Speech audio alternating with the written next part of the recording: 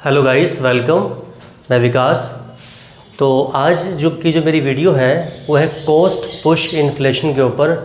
और फिर वही बात कहता हूँ कि जो थ्योरीज़ ऑफ इन्फ्लेशंस हैं, डिमांड पुल, कॉस्ट पुश, जो कि डिमांड पुल थ्योरीज़ मैं आपको करवा चुका हूँ, like monetary theory of inflation, demand pull and Keynesian theory of demand pull inflation. तो आज की जो थ्योरी है कॉस्ट पुश इन्फ्लेशन।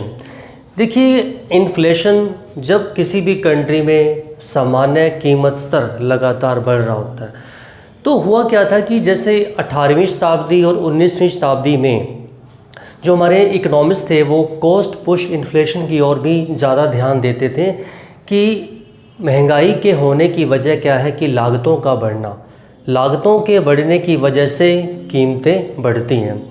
बट इस पर 18वीं और 19वीं शताब्दी में तो इस पर ध्यान दिया गया काफ़ी।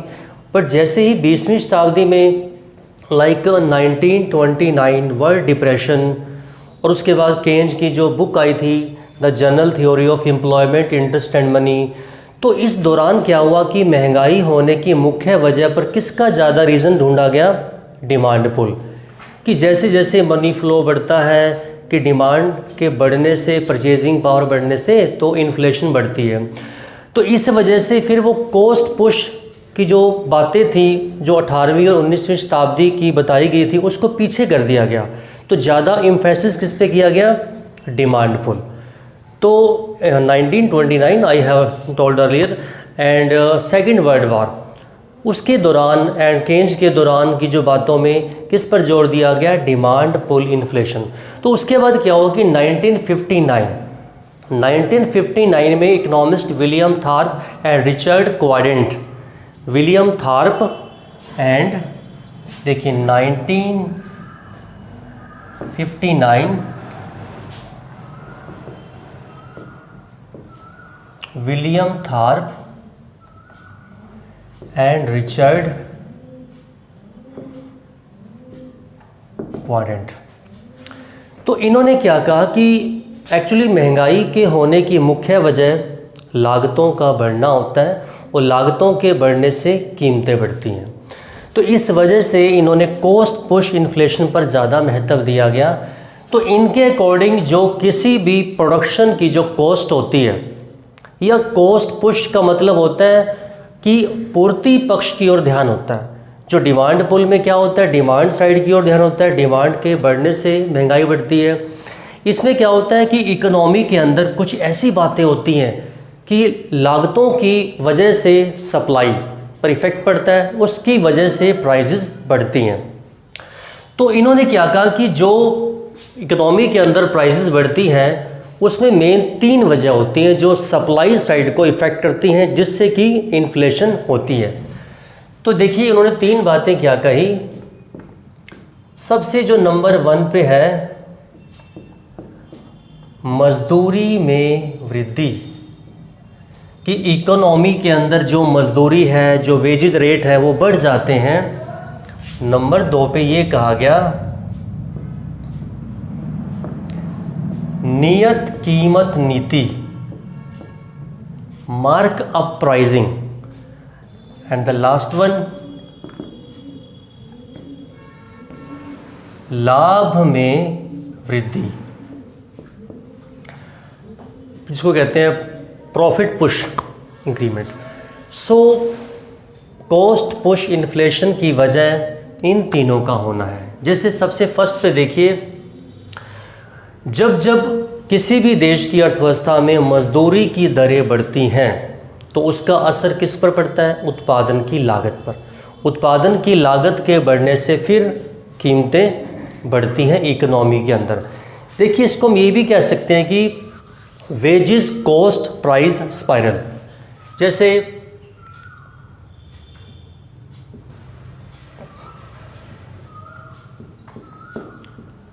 मजदूरी में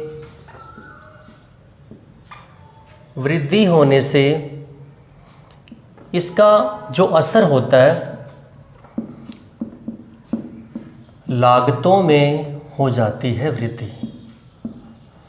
तो देखिए लागतों में वृद्धि होने से फिर जो क्या होगा, प्राइजेस बढ़ेंगी। इससे अर्थव्यवस्था में कीमतों में होगी वृद्धि, और कीमतों के बढ़ने से फिर दोबारा जब देखिए बाज़ार में वस्तुओं की कीमतें बढ़ेंगी तो मज़दूर कहते हैं कि हमारी जो वास्तविक आय है वो कम हो गई है, तो वो अपनी नगद मजदूरी को बढ़ाना चाहते हैं ताकि उनकी परचेजिंग पावर बरकरार रहे। तो इसको हम ये कहते हैं, देखिए, वेजेस कॉस्ट प्राइजेज स्पाइरल। देखिए, जब जब किसी इकनॉमी में मजदूरी की दरें बढ़ती हैं उससे उत्पादन की लागत बढ़ती है, उत्पादन की लागतों के बढ़ने से वस्तुओं की कीमतें बढ़ती हैं, और जब जब किसी इकनॉमी में महंगाई बढ़ती है, इस बात को दोबारा सुनना ध्यान से, जब किसी अर्थव्यवस्था में प्राइसेस बढ़ती हैं तो प्राइसेस के बढ़ने से जो लेबर वर्ग है वो अपनी वेजेस को बढ़ाने के लिए कहता है, क्योंकि महंगाई होने से उनकी वास्तविक आय कम हो जाती है, तो अपनी वास्तविक आय को बरकरार या बढ़ाना चाहते हैं तो अपनी मौद्रिक मजदूरी को बढ़ाने के लिए फोर्सेस करते हैं। देखिए, मजदूरी के बढ़ने की एक और वजह यह है कि इसमें एक नियम कंडीशंस होती हैं, एस्केलेटर कंडीशन होती हैं इसमें।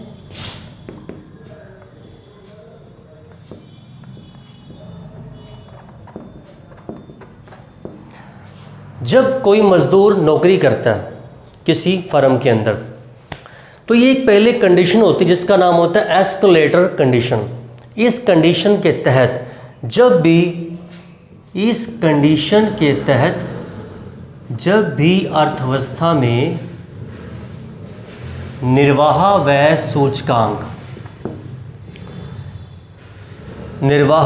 सूचकांक जब बढ़ता है तो ये पहले शर्त होती है कि जैसे ही हमारी गवर्नमेंट है इंडेक्स निकालती है तो निर्वाह व्यय सूचकांक अगर बढ़ेगा तो हम आपकी मजदूरी बढ़ा देंगे, तो ये ऑटोमेटिकली वेजेस बढ़ा देते हैं जो मालिक होते हैं, क्योंकि पहले से ये शर्त होती है कि ये नियम होगा कि अगर हमारी गवर्नमेंट है इंडेक्स निकालते और उस इंडेक्स में ये निर्वाह व्यय सूचकांक बढ़ गया तो आपको हमारी मजदूरी बढ़ानी पड़ेगी। और देखिए, मजदूरी के बढ़ने की और भी बहुत सारी वजह हैं, जैसे कि कई बार क्या होता है कि कुछ क्षेत्रों में मजदूरी की दरें ज़्यादा होती हैं और कुछ में कम, तो वो क्या करते हैं उसमें पैरिटी लाने के लिए कि हमारे भी जो डिपार्टमेंट के अंदर, हमारे भी उद्योग के अंदर वो मजदूरी की दरें कम हैं, वहाँ ज़्यादा हैं, तो हमें उनके बराबर भी मजदूरी देनी चाहिए। इसके अलावा जो देखिए डिफरेंट मार्केट है, जैसे मोनोपोली मार्केट एकाधिकार बाज़ार, मोनोपोलिस्टिक कंपटीशन मार्केट एकाधिकारी प्रतियोगिता बाज़ार, इसके अंदर भी जो उत्पादक होते हैं ना वो कई बारी मजदूरी को बढ़ाने के इच्छुक होते हैं ताकि उनको अपनी वस्तु के प्राइस को बढ़ाने का बहाना मिल जाए। तो इस प्रकार जो कॉस्ट पुश इन्फ्लेशन का मेन फोकस है वो कि आप लागतों के बढ़ने से महंगाई बढ़ती है, और लागतों के बढ़ने की मुख्य वजह क्या है? मजदूरी का बढ़ना। देखिए, वास्तविक महंगाई कितनी बढ़ती है, देखिए, जब मान लीजिए वेजेज रेट अगर 10% बढ़ जाती हैं उतनी महंगाई नहीं बढ़ती। अगर मान लीजिए प्रोडक्टिविटी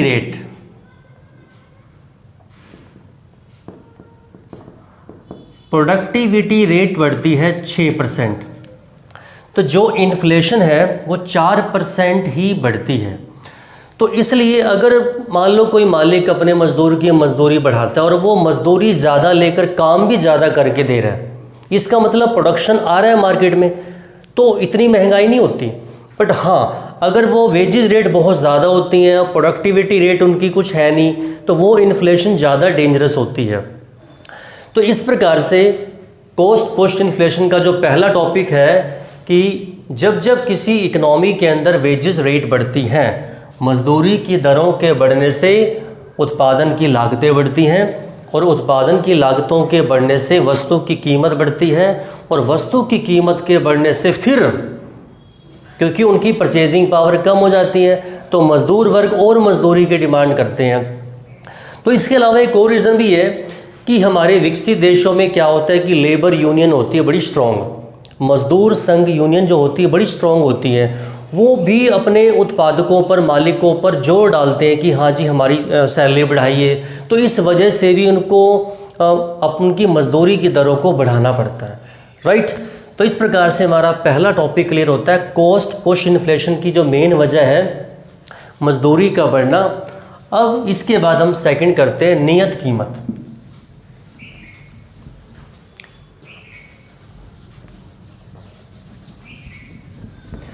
तो नियत कीमत का मतलब ये होता है कि जब कोई उत्पादक किसी वस्तु की कीमत को तय करता है तो उसके हिसाब से क्या रूल होते हैं। देखिए, जैसे मजदूरी कितनी देनी पड़ रही है उसको, और रॉ मटेरियल,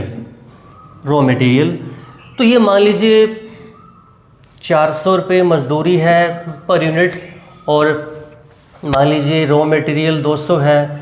तो इस प्रकार से इसके अंदर वो अपना कुछ पार्ट जो उसमें आप लाभ लगा लीजिए या उसमें फ़िक्स कॉस्ट का खर्चा उसमें निकालने की बात है, तो इसको आप प्रॉफिट लगा लीजिए या उसमें आप फ़िक्स कॉस्ट। तो मान लीजिए उस उत्पादक ने ये सोचा हुआ है कि जो भी ये दोनों कॉस्ट होंगी इसका मैं जो 10% है तो वो मुझे भी अब चाहिए, या मैं उसमें से फ़िक्स कॉस्ट हम निकालेंगे, अपना प्रॉफिट रखेंगे। तो जैसे देखिए 40 और 20 60, तो वो वस्तु की कीमत जो रखते हैं 660, मान लीजिए कोई प्रोडक्ट है। तो इस हिसाब से उस फर्म के अंदर जो उत्पादक है वो अपनी प्राइस को सेट करते वक्त ये रूल रखता है। तो अब मान लीजिए कि मजदूरी बढ़ जाती है या रॉ मटेरियल बढ़ जाता है, तो ऑटोमेटिकली उस हिसाब से प्राइसेस कैसे बढ़ती हैं। देखिए, मान लीजिए मज़दूर ज़्यादा मजदूरी मांगता है और जो रॉ मटेरियल है वो भी पहले से बढ़ जाता है। तो अब देखिए 50 और 30 80, तो अब वो जो अपना पार्ट है जिसमें अपना प्रॉफिट का रेशो निकाल रहा है, हिस्सा निकाल रहा है, और उसके अंदर फ़िक्स कॉस्ट को कवर कर रहा है। तो इस प्रकार से वो जो प्राइजेज़ हैं वो उनका जो प्राइस सेट करने का नियम है अपने आप वो प्राइजेस पहले से ज़्यादा हो जाती है। इस प्रकार से कि कॉस्ट पुश इन्फ्लेशन मतलब कीमतों का बढ़ने की वजह लागतों का बढ़ना, जिससे पूर्ति पक्ष की ओर ध्यान जाता है, उससे महंगाई बढ़ती है।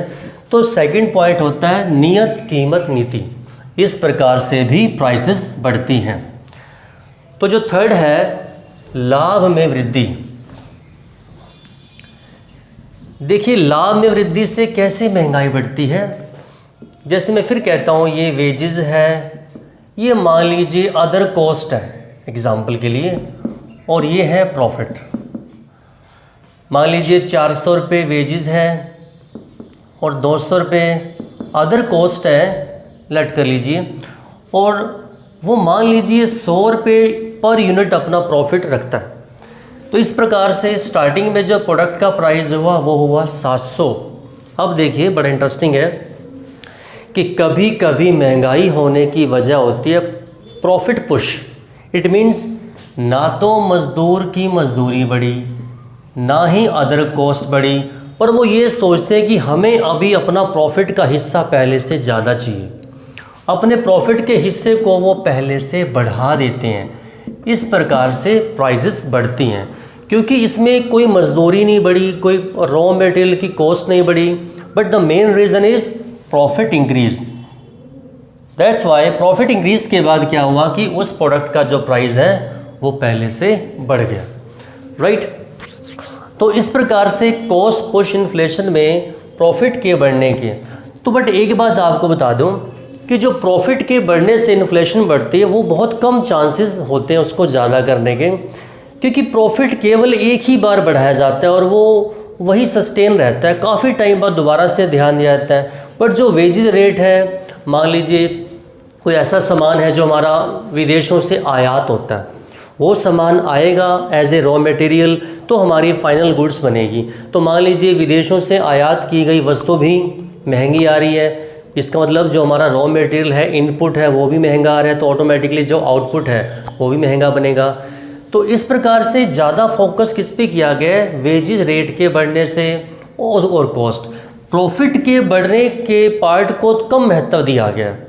कॉस्ट पुश इन्फ्लेशन में भाई लाभ अपना बढ़ा देते हैं उत्पादक, इस वजह से महंगाई ज़्यादा बढ़ती है।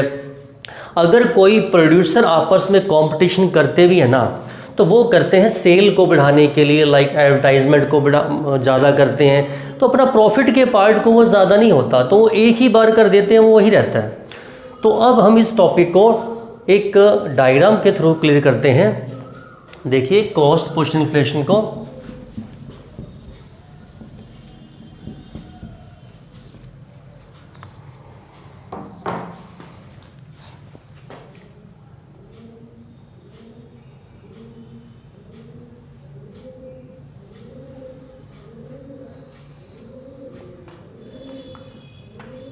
देखिए नीचे के साइड में हम लेंगे डिमांड एंड सप्लाई प्राइजेस, यहाँ पर हम लेंगे नेशनल इनकम। देखिए नेशनल इनकम, आउटपुट, एम्प्लॉयमेंट, ये एक ही सेंस में आते हैं। तो ऊपर की साइड हम लेंगे रेट ऑफ इंटरेस्ट, ब्याज की दर, और यहाँ पर फिर लेंगे नेशनल इनकम।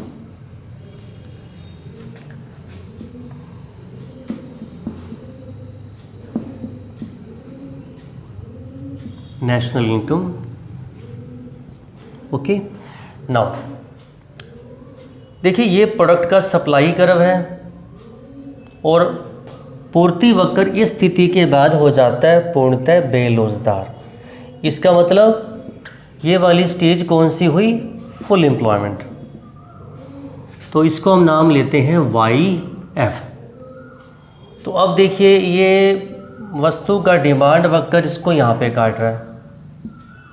तो आरंभ में वस्तुओं की कीमतें कहाँ पर सेट होती हैं? जहाँ पे डिमांड सप्लाई ई बिंदु पर कट करते हैं और जो प्रोडक्ट का प्राइस है वो OP सेट होता है। और इसी फुल एम्प्लॉयमेंट वाली इनकम के सामने जो वस्तु बाज़ार, मतलब देखिए ये है IS कर्व और ये है LM कर्व। वस्तु बाज़ार और मुद्रा बाज़ार दोनों में होता है संतुलन। इस प्रकार से अर्थव्यवस्था के अंदर एंड पॉइंट है, OR equilibrium rate of interest है, और जो ये YF हमारी जो देश की अर्थव्यवस्था है वो फुल एम्प्लॉयमेंट इनकम लेवल पर इक्विलिब्रियम में है। अब जैसा कि टॉपिक चल रहा है कि कॉस्ट पुश, इन सारी ही बातों से क्या होता है कि जो पूर्ति पक्ष है, सप्लाई वक्र जो लेफ़्ट साइड शिफ्ट करता है। तो अब देखिए जो नया सप्लाई वक्र है अब ऊपर की ओर शिफ्ट कर जाएगा, ये S है, ये हो जाएगा S1। अब देखिए पूर्ति वक्र के शिफ्ट हो जाने से अब नया पूर्ति वक्र डिमांड वक्र को यहाँ पे कट करता है E1 बिंदु पर। इससे इकोनॉमी के अंदर प्राइजेस पहले से बढ़ जाती हैं और हमारी जो इनकम, नेशनल इनकम का लेवल है वो Y1, मतलब पूर्ण रोजगार से हम कम इक्विलिब्रियम पर हैं। हमारे देश में अभी अंडर एम्प्लॉयमेंट इक्विलिब्रियम हो गया, हमारी नेशनल इनकम पहले से कम हो जाती है। अब देखिए जब पूर्ति वक्र पीछे होता है तो प्राइजेस पहले से बढ़ जाती हैं। तो वस्तु की कीमत के बढ़ने से, देखिए वस्तुओं की कीमतों के बढ़ने से जो मुद्रा की पूर्ति का वास्तविक मूल्य होता है, प्राइजेस के बढ़ने से जो मुद्रा की पूर्ति का वास्तविक मूल्य होता है वो पहले से कम हो जाता है। इस प्रकार से जो LM वक्र होता है वो LM वक्र बाईं तरफ शिफ्ट कर जाता है।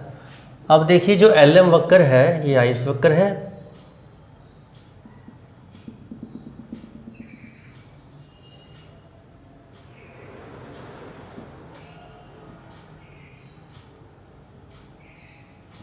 यहाँ पे लेते हैं हम पॉइंट को। LM कर्व पहले से लेफ़्ट साइड को शिफ्ट हो जाता है इन्फ्लेशन के बढ़ने से। तो अब देखिए यहाँ पे संतुलन सेट हो गया। इसके बाद जब कीमतें बढ़ती हैं तो डिमांड कम होती है, तो डिमांड के कम होने से जो IS कर्व है वो भी बाईं तरफ शिफ्ट कर जाता है, IS हो जाता है IS1। तो अब देखिए नया इक्विलिब्रियम हुआ M पॉइंट पर। इससे हमारे देश में क्या हुआ कि इक्विलिब्रियम रेट ऑफ इंटरेस्ट पहले से बढ़ जाता है और हमारा जो प्राइजेस भी पहले से बढ़ गई और जो नेशनल इनकम का लेवल है वो फुल एम्प्लॉयमेंट से कम सेट हो जाता है। तो अब इस प्रकार कॉस्ट पुश इन्फ्लेशन के अंदर मैंने आपको ये बताया कि ये जो सारे रीज़न हैं, इससे उत्पादन की लागतें बढ़ती हैं, उससे कीमत बढ़ती है। तो देखिए, लागतों के बढ़ने से कीमत बढ़ी और मौद्रिक नीति और राजकोषीय नीति में भी ऐसा परिवर्तन हुआ। देखिए दोबारा, सबसे पहले हम यहाँ पर थे, जब कॉस्ट बढ़ती है तो सप्लाई बाईं तरफ शिफ्ट करती है। अब ये डिमांड को यहाँ पर कट कर रही है, तो नया संतुलन क्या हुआ, फुल एम्प्लॉयमेंट से पहले इनकम सेट हो जाती है और प्राइसेस पहले से बढ़ जाती हैं। तो इस लाइन के सामने देखिए, जब वस्तुओं की कीमतें बढ़ती हैं तो मुद्रा की पूर्ति का वास्तविक मूल्य पहले से कम हो जाता है। तो इस प्रकार जो एलएम वक्र है वो बाईं तरफ शिफ्ट कर जाता है। एलएम वक्र बाईं तरफ शिफ्ट करके यहाँ पे आ गया और जब प्राइजेस पहले से बढ़ती हैं तो डिमांड कम होती है। डिमांड के कम होने से जो आईएस कर्व है वो पहले से नीचे की ओर शिफ्ट कर जाता है, आईएस से हो जाता है IS1। अब देखिए, इस बढ़ी हुई कीमतों पर और अंडर एम्प्लॉयमेंट इक्विलिब्रियम लेवल पर ISLM कट कर रहे हैं। तो ये अब देखिए इसका दोनों का असर क्या हुआ। वस्तुओं की कीमतों में इतनी वृद्धि हुई लागतों के बढ़ने से, कीमतों के बढ़ने के साथ साथ जो रेट ऑफ इंटरेस्ट है वो भी पहले से बढ़ गया। एंड लास्ट थिंग, हमारी जो नेशनल इनकम लेवल है वो फुल एम्प्लॉयमेंट से पीछे हो गया। इस प्रकार से ये फुल एम्प्लॉयमेंट लेवल से पीछे होकर इनकम कम हो जाती है।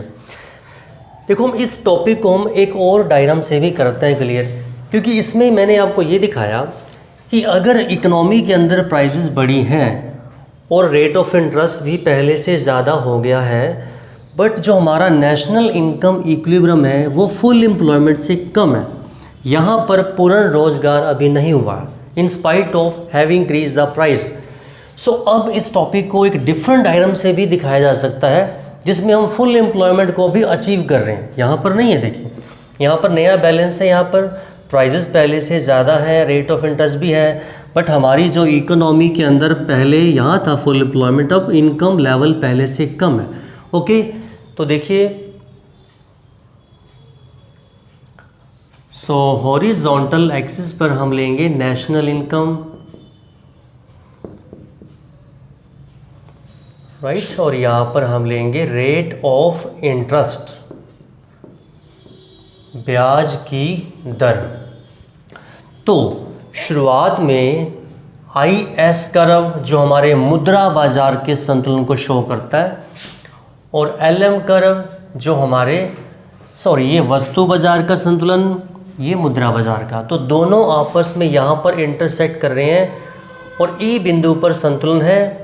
और यहाँ पर मान लीजिए पहले फुल एम्प्लॉयमेंट इक्विलिब्रियम है और अर्थव्यवस्था में जो सामान्य कीमत स्तर है वो O से P कीमतें हैं, एवरेज प्राइस। अब जैसा कि हमने कॉस्ट पुश में कहा था कि लागतों के बढ़ने से कीमतें बढ़ जाती हैं, तो अब देखना कि जब जब इकोनॉमी के अंदर कीमतें बढ़ती हैं तो क्या होता है कि जो मुद्रा की पूर्ति का वास्तविक मूल्य है वो पहले से कम हो जाता है। तो जो LM वक्र है LM हो जाता है LM1। अब देखिए LM1 वक्र, यहाँ पे इसको लिख लेते हैं LM1। तो अब ये पुराने IS वक्र को यहाँ पे कट कर रहा है, तो इससे क्या हो जाता है कि इकोनॉमी के अंदर फुल एम्प्लॉयमेंट लेवल जो पहले था अब नहीं है, अब इनकम लेवल पहले से कम हो जाता है। तो अब अगर इसके बाद हमारे देश की गवर्नमेंट विस्तारवादी फिस्कल पॉलिसी, राजकोषीय नीति में विस्तार का मतलब करों को कम लगाना और सरकारी खर्च को बढ़ाना, इससे डिमांड बढ़ती है और IS वक्र जो है वो दाईं तरफ शिफ्ट कर जाता है, जो कि LM वक्र को यहाँ पे कट करता है। तो IS से हो जाता है IS1।